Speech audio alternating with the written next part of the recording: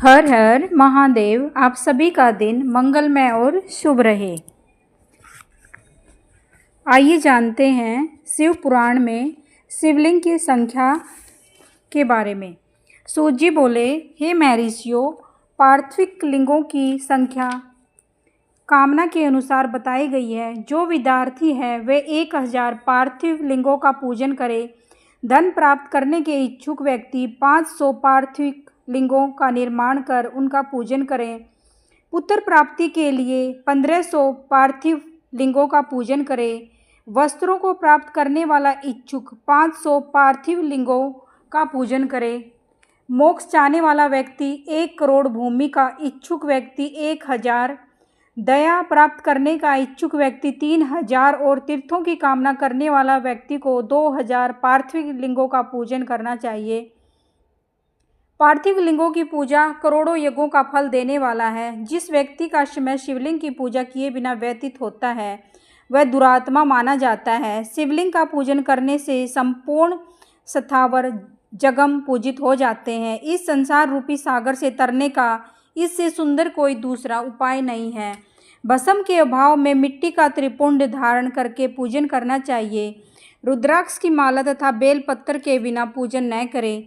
शिव नैवेद्य और विलय महात्म्य। शिवजी के अन्य भगत दृढ़ निश्चयी और सत्यवर्ती शिव नैवेद्य भक्षण अवश्य करता है।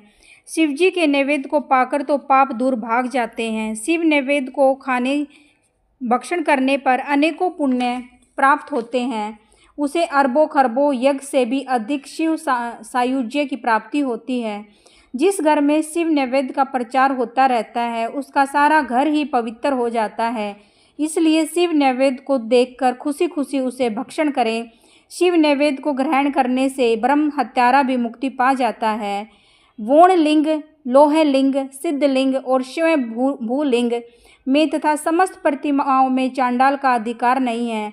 लिंग के ऊपर का द्रव्य अग्रह होता है, परंतु जो लिंग स्पर्श से अलग है वह ग्रह है।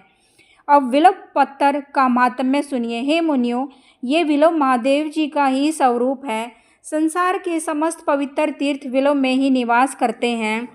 विल्व के मूल में लिंग रूप अव्यय शिव का वास होता है। जो व्यक्ति विल्व के मूल में जल चढ़ाता है तो उसे सब तीर्थों के स्नान का फल प्राप्त हो जाता है।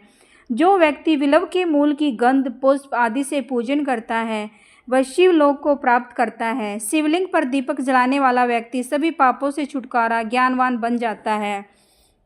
विल्व के मूल में दूध में पका भोजन शिव भगत को देने वाला व्यक्ति कभी दरिद्र नहीं बनता। ऋषिगण सूत जी बोले, अब आप हमें भस्म, रुद्राक्ष और शिव नाम की महिमा बताएं। सूत जी बोले, भस्म, रुद्राक्ष और शिव नाम में त्रिवेणी के समान महापुण्य है। शिव नाम गंगा जी, भस्म नाम यमुना जी और रुद्राक्ष नाम सरस्वती जी का प्रतीक है। अतः ये तीनों रुद्र धारण करने चाहिए। यह महात्म्य वेद शास्त्रों में भी गूढ़ है। शिव नाम दवागिन है, महापाप पर्वत है। शिव नाम की दवागिन में से ये महापातक नाम पर्वत नष्ट हो जाते हैं। भ्रम इत्यादि महान पाप से राशियां नष्ट हो जाती हैं। मनुष्य इस संसार रूपी सागर से तर जाते हैं। जिस व्यक्ति के अंगों पर भस्म लगी होती है और वह आदर पूर्वक शिव के नाम का जाप करता है वह इस संसार में मुक्ति पा लेता है। पूर्व काल में इंद्रधुमन नामक राजा था।